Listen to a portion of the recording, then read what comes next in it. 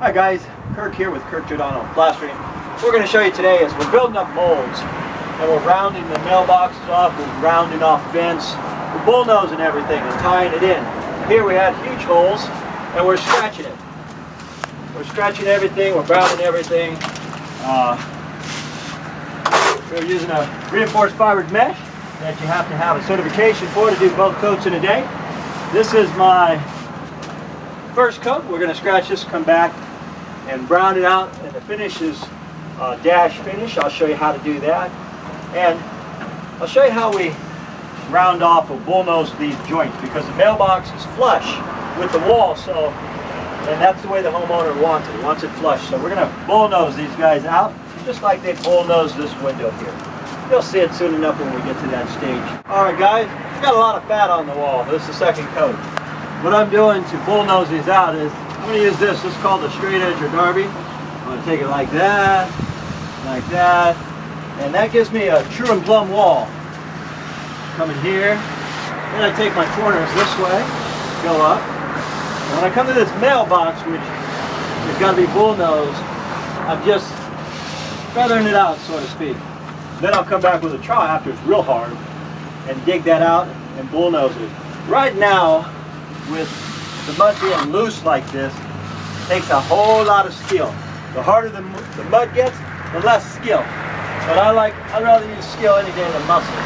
So this is going to set for about 35 minutes.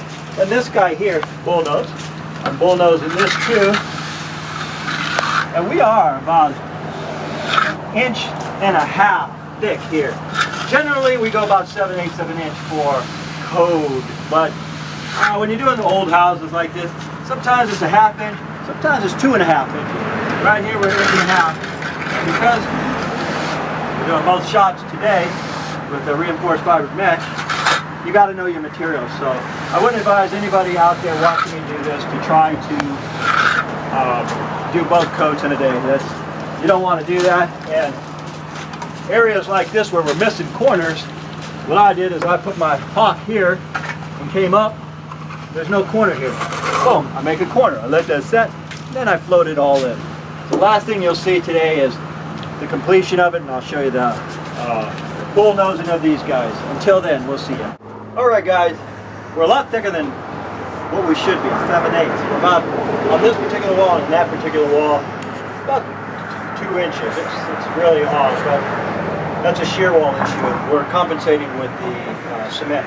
My son was over here a minute ago. He said, "Dad, I was floating it, and the whole thing wanted to fall off." Well, we're about 2 inches thick, and we've scratched it, but we've still got another 1.5 inches on here. And what you do is you get all of the water out of the float, completely dry, and then you go upward motion, up like this, up. Everything is upward. The corners, you take it straight up right here, and upward motion. And it's got to be dry, so when you wet this, pound it, get all the moisture out of it, and then just keep going upward. And the area that looks like it wants to fall is right here, so I'm going to leave that alone, give it another 40 minutes.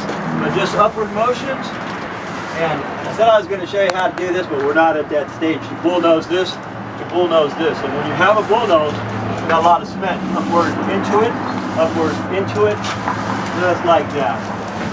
Kind of go upward, right into it. We're almost at the end, but I figured since my son was having an issue here, and he's been doing it with me for about 8 years, if you guys try to do this, you'll probably encounter some of this same soft stuff, especially if you're doing something that you have to improvise and goes a lot thicker with the cement. Alright guys, we're at the final stage of the job. Bullnose. Make it flat, then take your float and just pull it out. Here's the same thing where I had a big hole right here. We just build it upward, upward. The texture used to be a dash, but it's been painted about 15 times. So I did a heavy float, which when they paint it will match a lot tighter than if I dash. If I dash it, it's going to look, it won't match. So over here is what we want to avoid. We didn't do that patch. I don't know if you can even see that transition right here. Transition is real important. So down here, what we did do, the transition, if you do the transition really well and your texture doesn't match, well, it's not so bad, but I haven't met a texture yet that we can't match. Anyway, the fella asked me doing the house, and I've been asked a couple times. I said, well, I saw your website. Looks like you do nothing but big stuff. Nothing could be further from the truth. 3.5 years of recession.